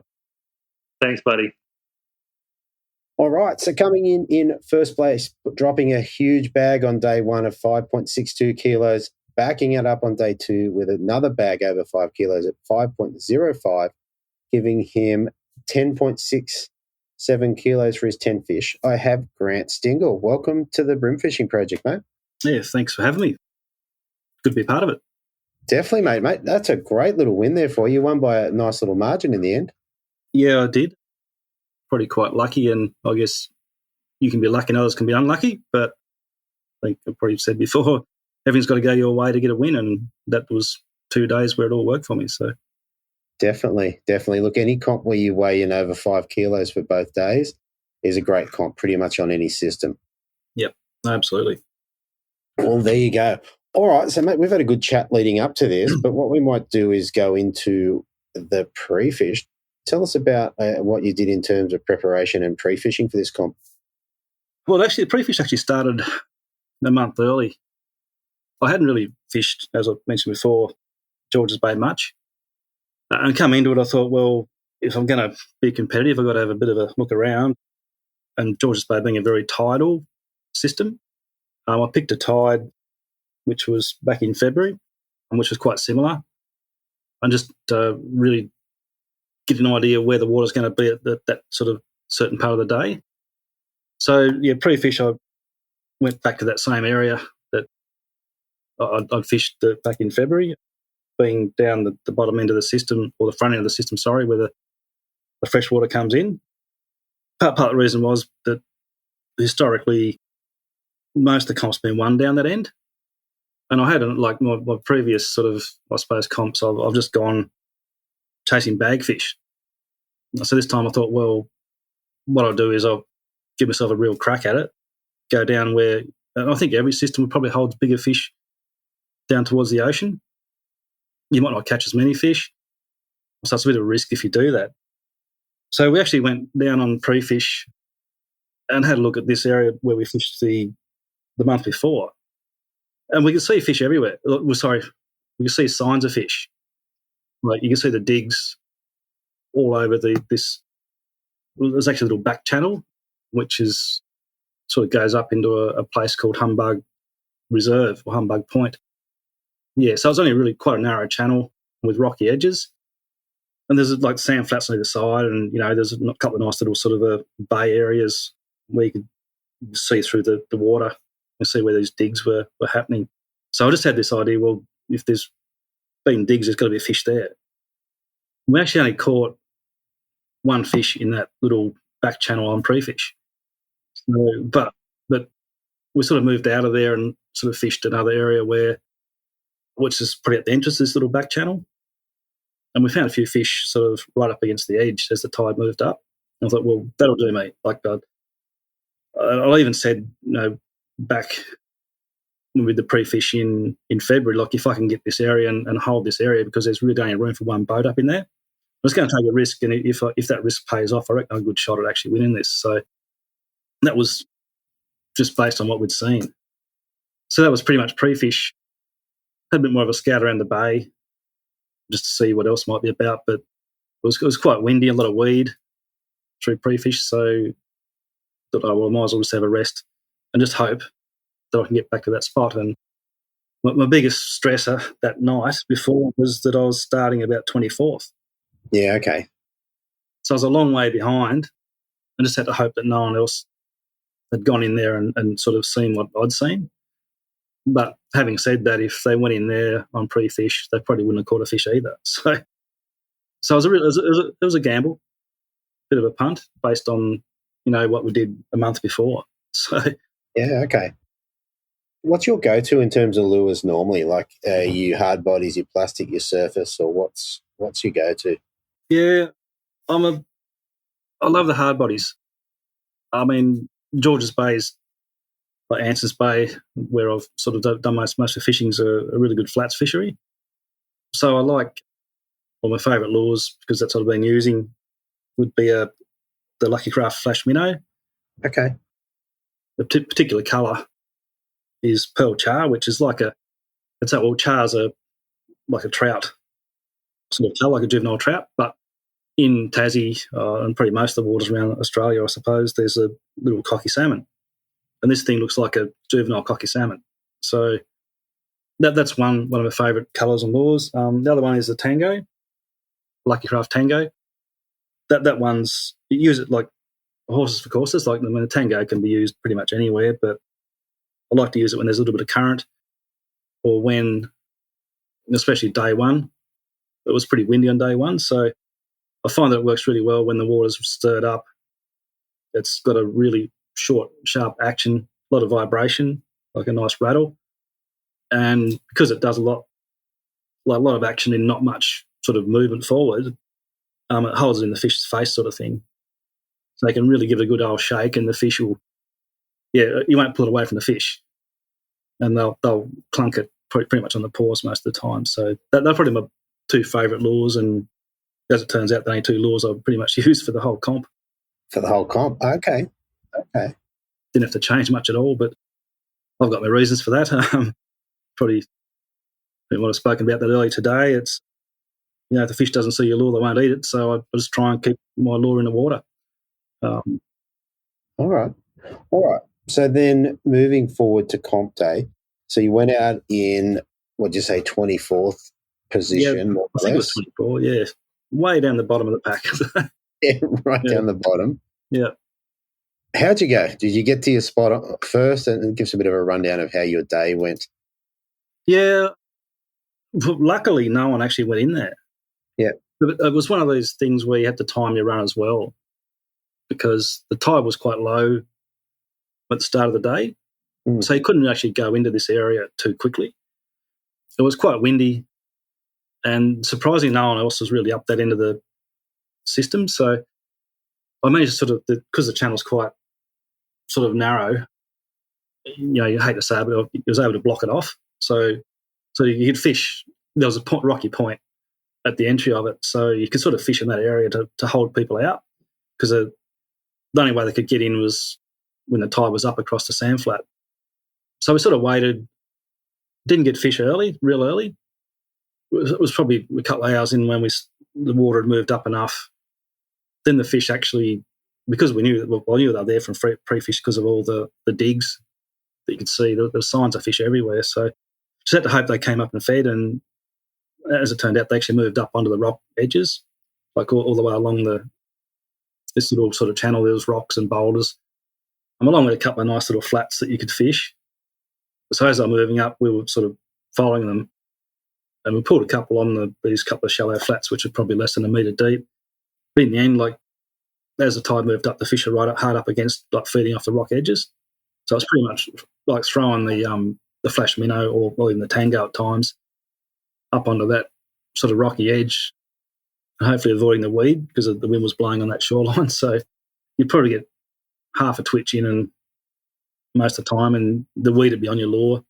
Like wind it in, start again, and just hope that there was a fish there the next cast. So yeah, probably had the bag by, because we started late to get the tide, so probably had the bag by about 3 hours in, and a pretty good bag. Like a couple of the fish were can't remember what the weights were, but no, one I know was about 1.4 kilo. The rest were sort of around that 40 centimetres down to, I think the smallest about 37 for that day one. Oh, they were good fish. Like, wow, so that decent fish. Yeah, so the rest of the day, like the wind got windier. Forecast was bang on, unfortunately. So it got windy and sort of pushed us out because it was. Well, I went out there for two reasons. It was too windy, and I wanted to rest it for the day two, and also try and actually make sure that no one else went in there as well, which is all part of that. So we sort of hung around that entry point of that back channel, and yeah, got a few more fish, but they weren't upgrades. So that was pretty much it for the day. So didn't move much at all.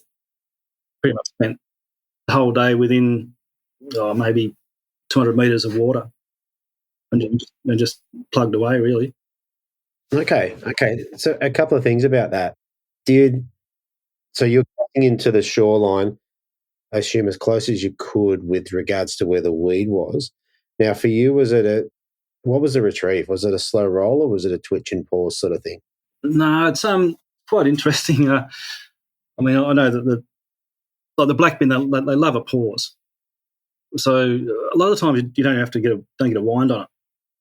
Like if they hear it hit the water, like they'll grab it. But generally you sort of give it a bit of a rip to get it down, like underneath the surface, and then just sit it for. The hard thing is to let it sit. That's the tricky bit is especially in a competition where you're a little bit stressed or tense. So it shouldn't be stressed. It's supposed to be fun. Yep, it is fun. Yeah, but yeah, you sort of you do fish too quickly in comps occasionally. So yeah, it's a matter of just training yourself just to let it sit and hopefully they come along and grab it. But 90% of the time you get that hit within the first like 2 or 3 winds or twitches, and then like once because the wind was blowing all the floating weed in there, you had a lot of weeds sort of on your line.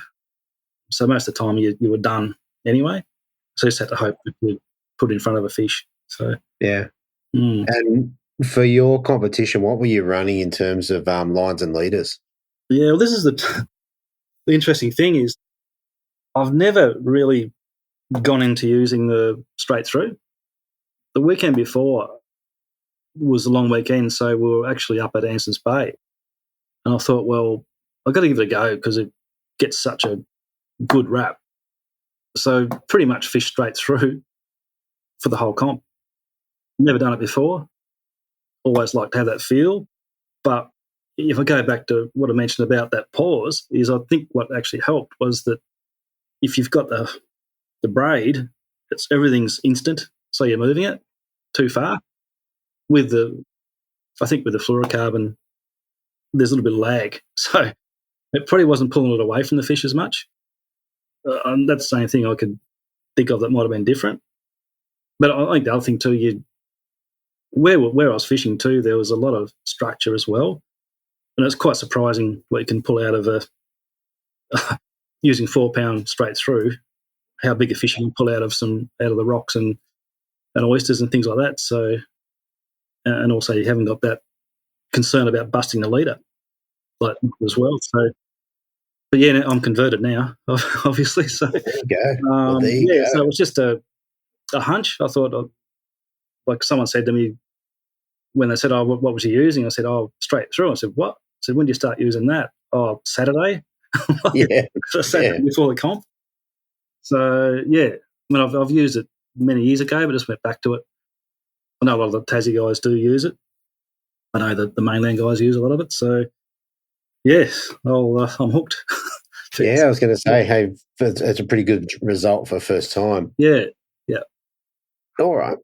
So you ended up coming back in with 5.62, which would have had you in second place behind Mike Sutcliffe. Does that sound about right? Yep, that's right. Yep. All right. Tell us about day two. How'd day two play out? Yeah, day two was a different day altogether. The forecast was like flat calm. And obviously, being in good shape too, there's obviously a little bit of nerve there, but I try to stay relaxed as much as you can. But what was really, I had a really good non-boater, a very calm guy. I don't know whether you've met Andy Lethberg, but pretty sort of a calm sort of a character. But because of the way the tides were, I think it was a lower tide when we first started. So I thought, we've just got to hang back and fish this little drop-off. It sort of went from basically no water, sort of less than probably 200 mil of water, dropped off to probably 2 metres. And I thought, I'll just hunt that edge. And obviously being the boater, you've got the choice of putting yourself in what you think is the best position. So got there, and I reckon within about 2 casts, Andy's hooked up. Yep. Yeah, that's good. That's just what I want. And he was casting, which was quite amazing, a shallow running, I think it might have been a cranker. Okay. Across 2 metres of water and catching fish. Right. But that's not right. So I was doing all the smart stuff and like fishing a little bit deeper, diving lure on a drop off. He was casting out across the top of the weed. I think he had his bag before I even had a fish. So it was like, how's my day going to go? You're in a really good position. Yeah. So in the end, I ended up catching one on that little edge and dropped another couple and getting them, just trying to stay little day. I can get 5 fish surely. So, but being a lot calmer, the water was like really crystal clear. We sort of moved, as the tide moved up, we moved back up into this little back channel and ended up, I think Andy caught another small one. I reckon within 5 metres of where he cast, a hook what ended up being the big bream, which was a 1.52 or 53 kilo. Wow, cracking fish. Yeah, that was my second fish of the day, and that was just I thought the one I had on day one was a big fish, and this thing was like massive. The head, I mean, I didn't measure it. All I knew it was longer than the ruler. And it was a big fish. And you had an idea it might get me the big bream, and I thought, I'm happy with that. Whatever happens from now, we'll so be it. But it actually wasn't that easy given the amount of water we had to fish. And I didn't want to go anywhere because I couldn't see any point. So you see the signs the fish were there. It was just a matter of, and ended up, it was getting pretty, I think it was probably about 4 hours into the day. I'd say only had 4 fish. So I was starting to get a little bit antsy, I suppose. Thinking, it's just not my day. And one of those fish I had was only a 29 centimetre fork. It's only a really, really small fish. So I thought, I've probably blown this. But having said that, I had the big fella and had 2 other fish in the bag, which were, one was over 40. Yeah, okay. And another one would have been 39. Yeah, so good fish. No, they were good fish, plus the little fella. So, I just thought, if I get another fish, I'll be happy. And, if anyone gets up and, as long as I get 5, I'm happy. I've done what I can do. But as it turned out, it was probably, even though the big fish was probably should be the highlight, the actually last fish I got to fill my bag was probably the best one I've got, as in how that sort of came undone or how it happened. The tide was pretty much up and it was like absolutely bright sunshine. We're fishing in probably half a foot of water, or a foot of water, sorry. So it was just enough to float the boat, and we were spooking fish because it was so calm. I just, in the corner of my eye, just saw this tail, and that's how shallow it was. This fish was actually nose down, and you see his full tail, waving. And I thought, I hope that's a bream. And I was just able to cast it and put it next to him, and he's hit it straight away. Didn't even get a twitch. Bang. and that was a kilo fish. And that fish was in like water shallow enough for him to have his nose down and tail up. And I thought, well, that's it. I can't do any more than that. So I had, with the big fella, I had 3 fish in there that were over a kilo, plus the big one, then the little fella. The little one. Now, as it turns out, like we moved, like the day was done, so we sort of moved back in towards the bay and, yeah, caught a couple of smaller fish, but it was like couldn't get an upgrade and thought, well, I've got a pretty good bag regardless. Let's just see what happens with the weigh-in. Definitely. With the little one in there, you definitely would have been going back in going, is that the one that's going to hold me up, you know? Yeah, and that's it. As it turned out, I didn't need it. Like, I didn't need the little fella at all because he would have been lucky to be 300 grams. Yeah, okay. Yeah, so it was just a bonus fish. So, yeah. But, I mean, it was just an amazing, I suppose, couple of days when you look at when Georges Bay's typically been a really tough venue. And a lot of people caught fish and a lot of people caught quality fish. And if I look at the bag that I got, if I picked the best 5 fish, there would have been over 6 kilos in that best 5 easily.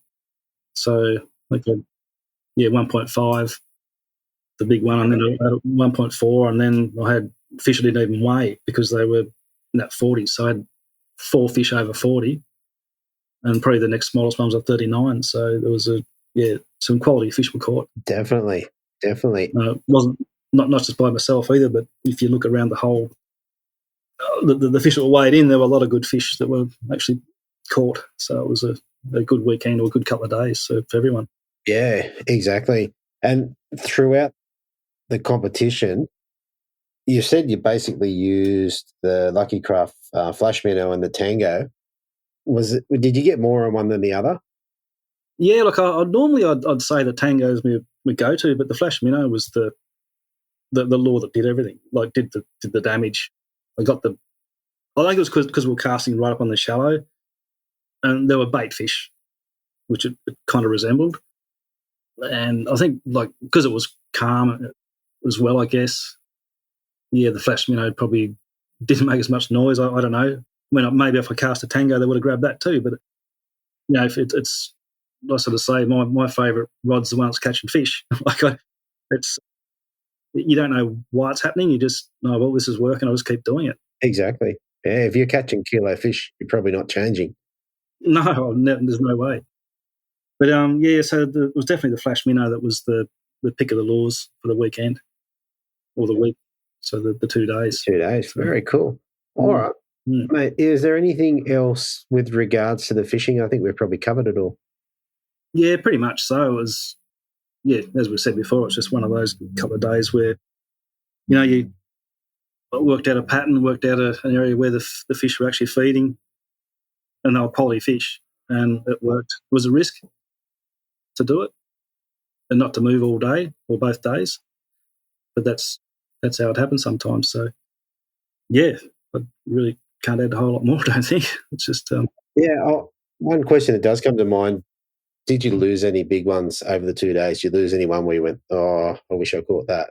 Yeah, I don't think I would have lost too many, and that I probably dropped a couple of fish on day 2, which were starting to sweat a bit on that.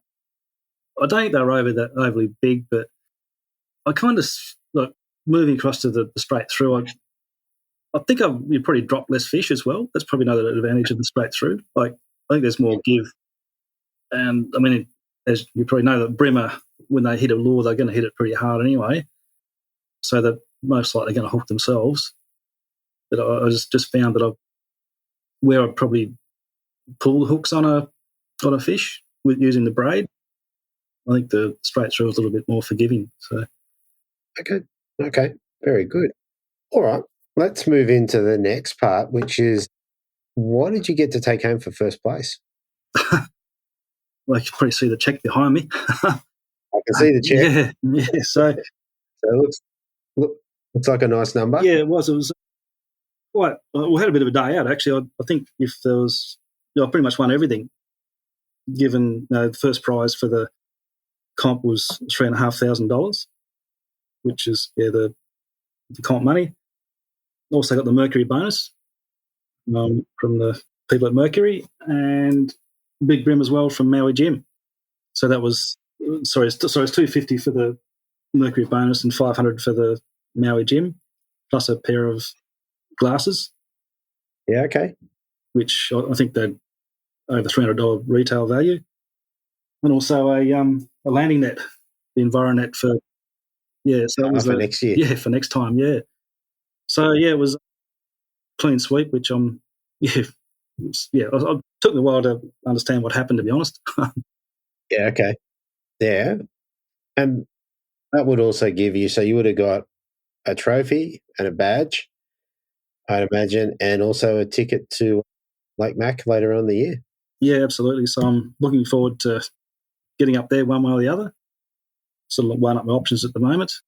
I'm hoping to take my own boat up there, but there's a few hurdles to jump over, hoops to jump through. So or try and borrow a boat off somebody and fly in or fly out. But preference is to make it a holiday. Yeah. And take the wife up there and have a trip down the East Coast on the way back, and maybe call the Malakuta and those places and have a bit of a look around there as well. So it's a great opportunity, and you fish for fun, but when you got the opportunity and win a bit of money, that sort of it funds your hobby nicely. I was going to say there's a bit of cash there to go towards a trip to the mainland. So yep. So I'm keen to do it. Looking forward to it. So very good. All right, mate. So one last thing before we head off, is there anyone you want to give a shout out to or say thank you to? Yeah, it was. We're chatting before offline. It was back in 2013 when I picked up that win down the Derwent. I was using the Lucky Craft then. So I think Cam Whittam at the time, he's sponsored by EJ Todd, so he's actually recommended me to be part of their pro staffer team.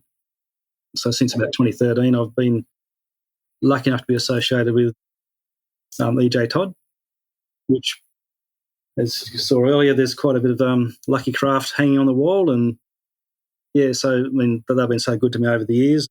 We probably don't get the opportunity to have this sort of forum, I guess, in Tassie. So I hope they're listening, and I hope they much appreciate what they do for me. Yeah, okay. And just to touch on that a bit further, what else do they supply that you kind of use? So the Lucky Craft lures, anything else that you? Yeah, I've just obviously the straight through is the FC Sniper from Sunlight, which I've just started using. I actually was using it for leader material, but now it's straight through leader. Yeah, straight through. How good's that? But they've got a couple of really good, I'll say high end rods that I use. They're a mid range rod, so it's quite affordable. I was using the NS Black Holes for a while, but they brought in a couple other brands which I'm really enjoying using. One's, I shouldn't know point showing you, but it's a Dobbins Caden, which is they call it a panfish rod. So it's 7 foot long. I have to get the numbers off it as far as weight goes. So 4 to 8 pound one piece. Really, really crisp rod. Really sensitive, and even with straight through, you can feel a few of the knocks, which normally you wouldn't. So I've been loving using that one. And I've just picked up another rod which they've just started bringing in, which is they're still the Palms pinwheel. I was looking for a longer rod for more distance with the hard bodies, like the flat minnows. So there's a 7'7", which is 2-piece, which is handy at times. And that's that 1.5 to 10 gram lure, 2 to 8 pounds. So basically they're both ultralight rods. Yeah, very sensitive. I'm loving using them. So yeah, and I'm so lucky to have that access to that sort of gear. It helps you enjoy what you do. Exactly, and it's helped you come away with a win. So how good's that? Yeah, the other 2 rods I used all weekend as well. So the ones were catching fish. Yeah, they're my favourites because they were catching fish. So. Very good, very good. All right, Grant, mate, I reckon that's a great rundown of your competition and what have you, mate. Congratulations on the win. And maybe we'll get to talk to you after the grand final. That'd be pretty cool. Oh, let's hope so. I'm dead keen, and thanks for the opportunity again to have a chat. Perfect. All right, mate. I'll talk to you again soon. Cheers. Thank you. All right. So there you have it. There's all the angler interviews. What I was going to say about the tournament shirts that I've got going, I put a little ad on Facebook, so you can definitely jump on there, click the link. We're just taking orders at the moment. I can't order 1,000 of these things, so I've got to try and get pretty close to the numbers. Otherwise, I won't be able to afford to do it. Simple as that. So jump on there, put in your email address, tell me what size you want. The sizing on these is generous. So if you're in a large shirt and it's tight, our one's probably going to be quite comfortable and so forth. If you're in a large shirt and it's loose normally, then you probably want to go down a size. That's how it works. I don't have actually any better information than that. But we'll see what we can do to help everyone out when the shirts come in. Now, what I do want to say about these shirts is they are the most favorite shirt design that I've ever worn. Basically, you've got a hooded tournament shirt with full coverage over the back of your hands through the thumb slot on the side of the sleeve. It's a really soft fabric called milk silk. It's just a really comfortable shirt to wear. It's going to keep the sun off. Even in the winter, being able to pull the hood up is going to keep you a little bit warmer. The coverage on the back of your hand is going to keep the sun off. I think it's a great way to go. Anyway, if you love the show and you want to get a shirt, send me your details via that link. If you're not on Facebook or Instagram, just get in touch with me through Messenger or whatever, and I will just send you the link. Or if you just let me know, I'll just put your name down on the list and we'll get a shirt in for you. I'm hoping it's going to take a couple of months to get these in, but unfortunately the orders are only going to be a few weeks and we'll have to shut the orders. So long, slow process, but it's going to be way worth it. I can't wait for that to happen.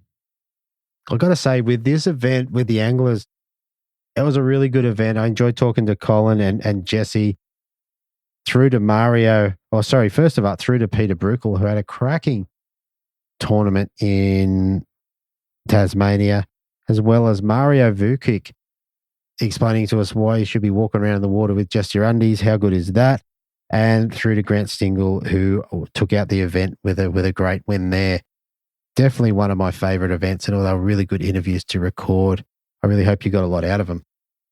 All right, and finally, before we head off, I just want to give a shout out to the anglers. I've done a bunch of interviews. I think I've got 5 or 6 shows maybe already pre-recorded, and the anglers have been awesome in getting in and really working with me. In some cases, working with me a lot just to get the interviews hooked up, which is sometimes the hardest part. So big shout out to them. I can't wait to interview some more. I'm excited to see what happens out of the Open. I'm excited to see what happens from Woy Woy and also the Vic Bream in Glenelg. Will the fish hold up down there? They were pretty good a couple of weeks ago for the Bream Masters South Australia. So, yeah, we'll see. All right. Thanks for hanging in there, guys. I will talk to you next week on the Bream Fishing Project. Thanks for listening. Hopefully you were informed, inspired and entertained. If you were able to learn something or just enjoyed listening, please consider subscribing and rate us on your favourite podcasting platform.